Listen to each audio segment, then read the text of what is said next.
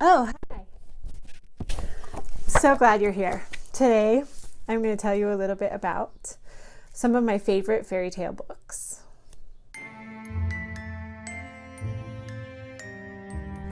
So I already talked to you about a few of my favorite fairy tale books. Well, favorite fairy tale illustrators in the other video, favorite fairy tale illustrators. And there's going to be a little bit of repeat because a lot of the reason to like different fairy tale books is because of the different pictures that are in them. Being how a lot of them are translations or very close retellings to the original text that was written down by the Brothers Grimm or other collectors. Okay, awesome. So as far as these books go, I looked at my shelf of fairy tale books and I picked 5 from there. So there's so many other ones that are good, so many other ones that I have that are good, so many that I don't have that are good, but I just thought, 5 was a good number for the video. Okay, so the first one you've already seen, but it is a fairy tale collection, I guess, or compilation of fairy tales, and it's called Classic Fairy Tales, and the artist is Scott Gustafson. This book is absolutely gorgeous, and my copy is awesome because look at that, signed. Cool, huh?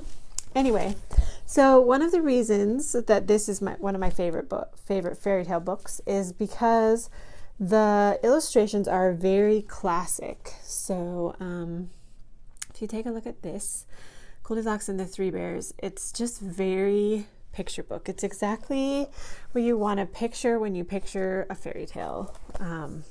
And I love that. A lot of fairy tale books that are coming out now are a little more quirky, or the illustrations are like more like, what would the word be, like hip, or have some like funky styles or whatever, which I like, and I have some books in there. But for just like classic fairy tales, you picture yourself reading to kids at bedtime, this is perfect. And that's the name of the book, Classic Fairy Tales. I'll show you one more picture. It's a picture of Cinderella getting ready for the ball. Isn't that gorgeous? Anyway, so this book is full of fabulous pictures. Yeah, alrighty. Ready for book number 2?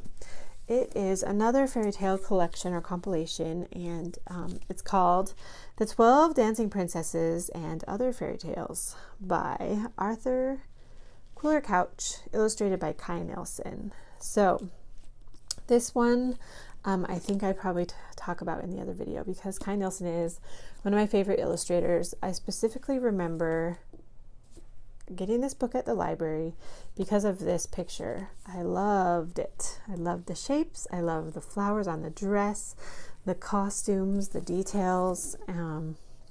But another reason why I like this book is because it has some fairy tales in it that you probably haven't ever heard.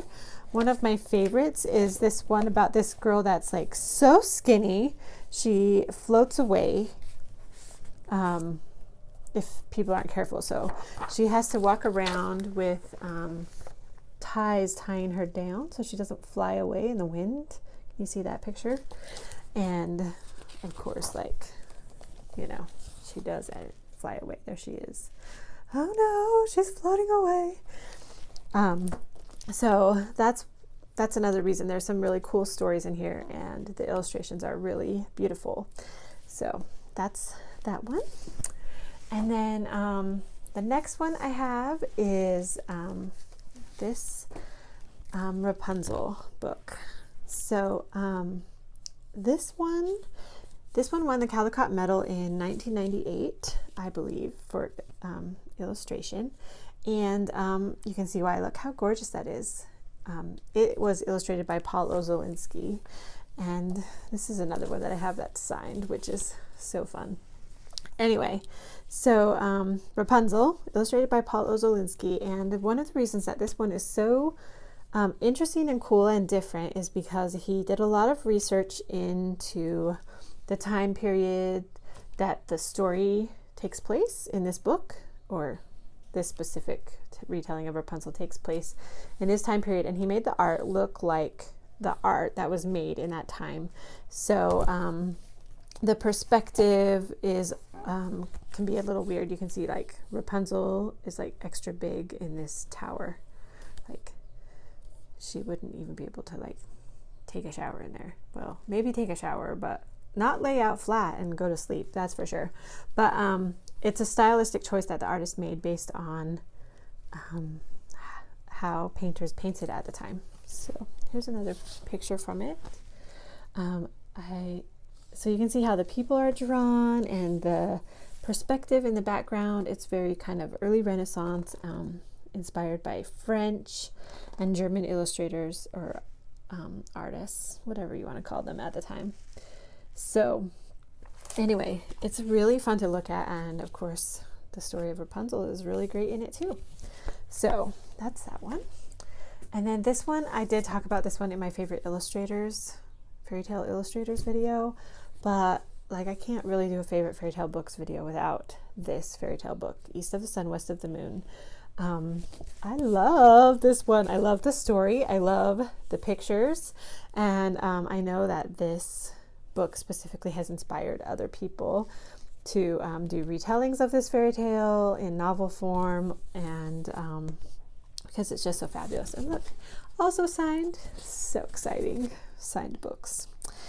Anyway, so this one, I already showed you some of the gorgeous illustrations in the other video, so you'll have to go watch that.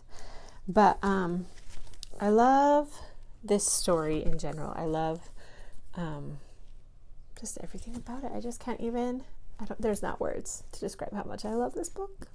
So East of the Sun, West of the Moon, go check it out. Oh, PJ Lynch is the illustrator on this one. He's great.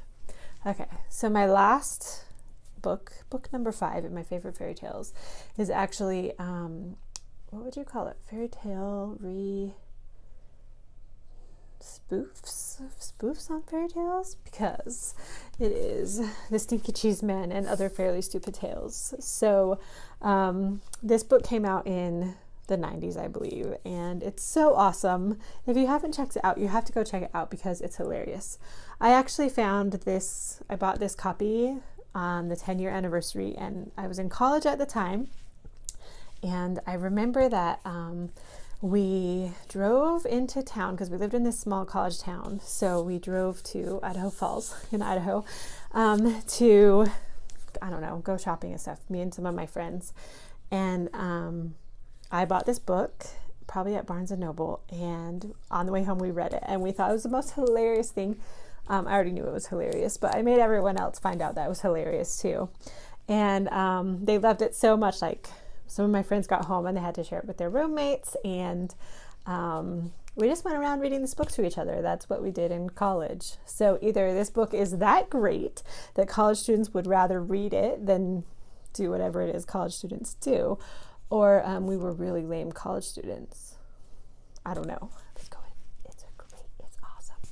So basically this one has some of your classic fairy tales, but they're kind of mixed up and super funny. Here's the ugly duckling. It's so ugly. I love it. And here's the princess and the bowling ball, because bowling balls make way more sense than the pea. Anyway, princess and the pea, yeah. So I hope that you'll take a moment to go check out this one. Oh, I didn't tell you. It's by John Sheska. I probably said his name wrong. And Lane Smith. So, okay. There you go. Those are 5 of my favorite fairy tale books. And again, there are more. And if you have a favorite fairy tale book, maybe the art's great, maybe the writing's great, go ahead and tell me what is in the comments below. And if you like this video, I hope you'll give it a thumbs up. And I don't know, maybe share it with people. Maybe, if you want to. Okay, thanks for watching. I'll see you some other time. Bye. So I already talked to you about a few of my favorite fairy